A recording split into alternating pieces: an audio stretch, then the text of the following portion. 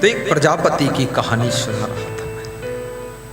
किसी गांव में एक कुम्हार रहता था, प्रजापति मिट्टी के बर्तन बनाता था और उसके पैर कमजोर थे, ज्यादा चल नहीं पाता था, दिव्यांग था, विकलांग था, तो बैठे बैठे बर्तन बनाता था। जिनके पैर कमजोर हों उनको बैठकर काम करने का तरीका ढूंढ लेना चाहिए। जिनके हाथ कमजोर हों तो बिना हाथ वाला काम करने का रिसर्च कर लेना चाहिए, और जिनका मुंह कमजोर हो तो बिना बोले काम करने वाला काम ढूंढना चाहिए। काम है, आपको ढूंढना है बस। और जिनके सभी अंग ठीक हैं तो फिर अपने बुद्धि के अनुकूल काम ढूंढना चाहिए। बुद्धि कैसी आपकी और आपकी योग्यता कितनी ही हो, लेकिन आलस सभी योग्यताओं के ऊपर पानी फेर देता है। यदि आप आलसी हैं तो कितना अच्छा आप प्रवचन सुना लेते हैं, प्रवचन सुनाने की हिम्मत ही नहीं पड़ी, वहीं लेटे रहोगे कमरे में। कल मेरे भंडारी साहब कह रहे थे कि 4-6 दिन से लगता है दिन में आपने आराम नहीं किया। तो मैंने कहा पूरे संसार को जगा रहा हूं माया की नींद से, तो हमको भी जागना पड़ रहा है। और आप में कितनी सुंदर भोजन बनाने की कला है, लेकिन आलस है। भोजन बनाने गए, वहां साइड कमरे में बस खुर खुर शोर है। भोजन ऐसे नहीं बनेगा, तुम्हारी कलाएं सब बेकार है। और जिस कला से काम न ले पाओ, जिस गुण से काम न ले पाओ, जिस बुद्धि से काम न ले पाओ, जिस शरीर से कुछ काम न ले पाओ, और जिन आंखों से सही चीजें देख न पाओ, और जिन कानों से प्रवचन सुन न पाओ, और जिस मुख से गुरु का गुणगान कर न पाओ, ये शरीर, ये मुख, ये कान, ये आंख, ये हाथ, ये बुद्धि सब बेकार। जय। ये तो गिफ्ट में मिला हुआ बहुत बड़ा तोहफा है, और इसका एक निर्धारित समय है, ये रिटर्न हो जाएगा, वापस हो जाएगा। एक महात्मा किसी गरीब भगत के घर गया, तो उस भगत को देखा थोड़ा गरीब है, तो महात्मा को दया आ गई। तो महात्मा ने उस भगत को एक पारस पत्थर दे दिया कि इसको रखना। अरे बोले महात्मा जी पैसे देते तो कुछ काम भी चलते, पत्थर क्या क्या काम है, यहाँ तो बहुत पत्थर पड़ा है। महात्मा ने कहा ये ऐसा पत्थर है, लोहा में छुआ दोगे तो सोना बच जाएगा। धन्य हो महाराज, संत तो उसी का नाम है जो सबका ख्याल करता है। लो लोहा में छुआ देना। भगत बड़ा खुश हुआ, डबल पांव छू लिया, डबल आरती किया, डबल वंदन अभिनंदन। जहां फायदा होता ना आदमी डबल डबल कर देता है।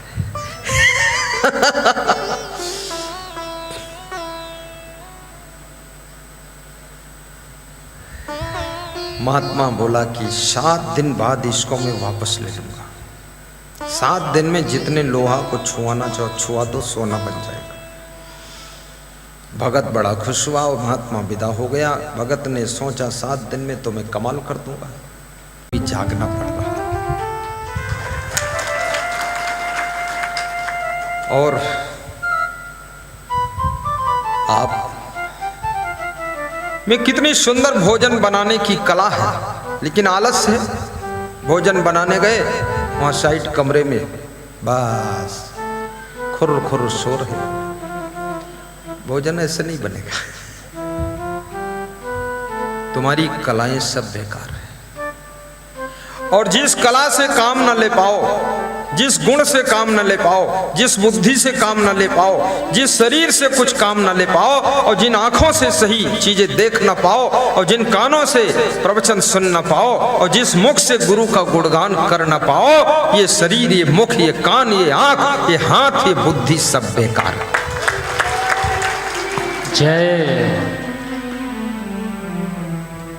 ये तो गिफ्ट में मिला हुआ बहुत बड़ा तोहफा है और इसका एक निर्धारित समय है, ये रिटर्न हो जाएगा, वापस हो जाएगा। एक महात्मा किसी गरीब भगत के घर गया तो उस भगत को देखा थोड़ा गरीब है, तो महात्मा को दया आ गई। तो महात्मा ने उस भगत को एक पारस पत्थर दे दिया कि इसको रखना। अरे बोले महात्मा जी पैसे देते तो कुछ काम भी चलते, पत्थर क्या क्या काम है, यहाँ तो बहुत पत्थर पड़ा है। महात्मा ने कहा ऐसा पत्थर है, लोहा में छुआ दोगे तो सोना बच जाएगा। धन्य हो महाराज, संत तो उसी का नाम है जो सबका ख्याल करता है। लो लोहा में छुआ देना। भगत बड़ा खुश हुआ, डबल पांव छू लिया, डबल आरती किया, डबल वंदन अभिनंदन। जहां फायदा होता ना आदमी डबल डबल कर देता है।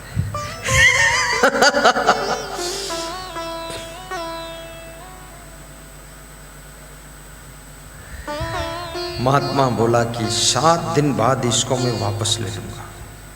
7 दिन में जितने लोहा को छुआना चाहो छुआ दो, सोना बन जाएगा। भगत बड़ा खुश हुआ और महात्मा विदा हो गया। भगत ने सोचा 7 दिन में तो मैं कमाल कर दूंगा। तो उसने सोचा 2-4 किलो लोहा में क्या छुआऊं, कुंटल 2 कुंटल में क्या छुआऊं। तो उसने कानपुर कलेक्टरगंज से एक ट्रेन भर के लोहा का ऑर्डर दे दिया। अब ट्रेन वहां से चली, 3 दिन हो गए। चलते चलते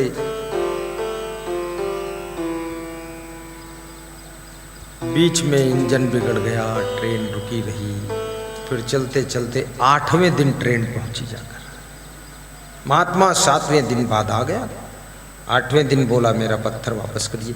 बोले महाराज जी ट्रेन भर के लोहा आ रहा है, छुआना है, अभी थोड़ा बस थोड़ी देर में आ जाएगा। महात्मा ने कहा 7 दिन का टाइम था, निकल गया टाइम, वापस करिए। तो पारस पत्थर के शरीखा ये मानो तन मिला है, ये बुद्धि मिली है। कितने लोगों की बुद्धि आधी वापस हो चुकी है, भूलना शुरू हो गया, स्मरण शक्ति कम होना शुरू हो गई, दृष्टि कम होना शुरू हो गई, सुनना कम होने लगा, दांत गिरना शुरू हो गया, आवाज साफ नहीं रह गई, हाथ पांव कमजोर होने शुरू हो गए। कितने लोग सीढ़ी नहीं चढ़ पा रहे, और चढ़ते हैं तो पांव से चढ़ना चाहिए, हाथ भी लगा के चढ़ते ऐसे ऐसे बैया बैया। ये सब शक्तियां वापस हो रही हैं, ये पारस पत्थर वापस हो रहा है। इसलिए यावत स्वस्थो ही अयम देहो यावन मृत्युस्त दूरिता तावदातम हितम कुर्यात प्राणांते किम करिष्यति। हमारे गुरु जी ये श्लोक सुनाते थे। जब तक उनका जीवन था उनके सुनाने वाले श्लोक में प्रवचन में नहीं कहता था, अब वो नहीं है इसलिए कहता हूँ। और मैंने उनसे सुन सुन करके कम से कम सैकड़ों श्लोक याद किया। गुरुदेव कहा करते थे यावत स्वस्थो ही अयम देहो यावन मृत्युस्त दूरिता तावदातम हितम कुर्यात प्राणांते किम करिष्यति। जब तक शरीर स्वस्थ है, मृत्यु दूर है, क्या करना चाहिए? यावत स्वस्थो ही अयम देहो यावन मृत्युस्त दूरिता तावदातम हितम कुर्यात। तब तक ही अपने कल्याण का कार्य कर सकते हो। कब तक? जब तक मृत्यु दूर है और शरीर स्वस्थ है। प्राणांते किम करिष्यति ही, और प्राण के अंत होने पर क्या कर पाओगे? कुछ भी नहीं कर पाओगे। इसलिए अभी करो।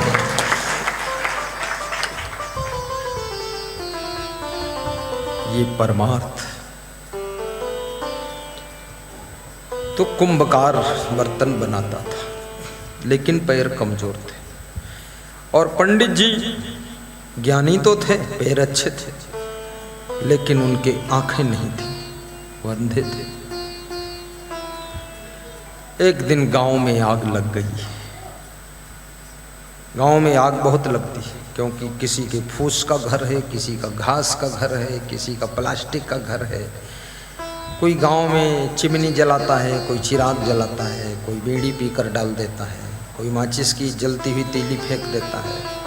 संसार में बहुत मूर्ख लोग भी हैं, बड़ी सावधानी की जरूरत है। आपने माचिस से दीपक जलाया और उस जलती हुई तीली को यदि नहीं बुझाया और फेंक दिया तो किसी जलने वाली चीज का संपर्क पाकर वहां आग लग सकती है। आपने दीपक जलाया, पास में कपड़ा फैला हुआ, वो लहरा रहा कपड़ा हिल रहा, और हिल करके कहीं टच हो गया, आग लग सकती है।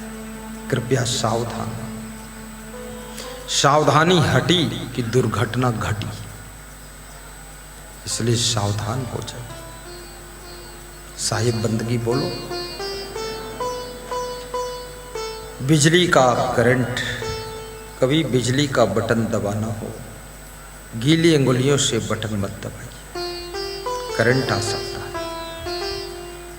और बिजली का बटन दबाना है तो कभी कमरे के बाहर भी एक स्विच होना चाहिए। बाहर से भी बल्ब जले और अंदर से भी जले, अंदर भी स्विच बाहर भी स्विच, डबल। ज्यों ही पहुंचे आप, पहले बटन दबाया, स्विच जल गया, अंदर गए, उजाला है।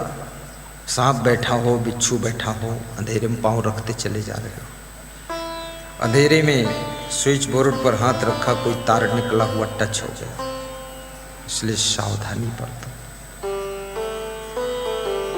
ये छोटी छोटी सावधानियां भी बहुत काम की है।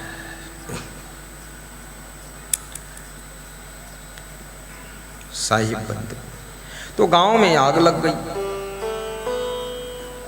तो पंडित जी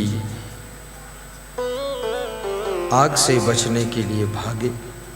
तो जिधर आग जल रही थी उधर ही पंडित जी भाग रहे थे, क्योंकि उनकी आंखें नहीं थी। तो उस कुंभकार मित्र ने कहा, ए मेरे मित्र पंडित जी, इधर आइए, इधर आइए। आप जितना दौड़ोगे आग में जल जाओगे, क्योंकि आपको दिखता नहीं। मेरे पास आओ, मैं चल नहीं पाता हूं कि मेरे पांव नहीं है, और तुम्हारे आंख नहीं, तुम देख नहीं पाते हो। एक काम कर लो, मुझे अपने कंधों पर बिठा लो, तो मैं अपनी आंखों से रास्ता बताऊंगा और तुम अपने पांवों से चलोगे, तो हम तुम दोनों आग में जलने से बच जाएंगे।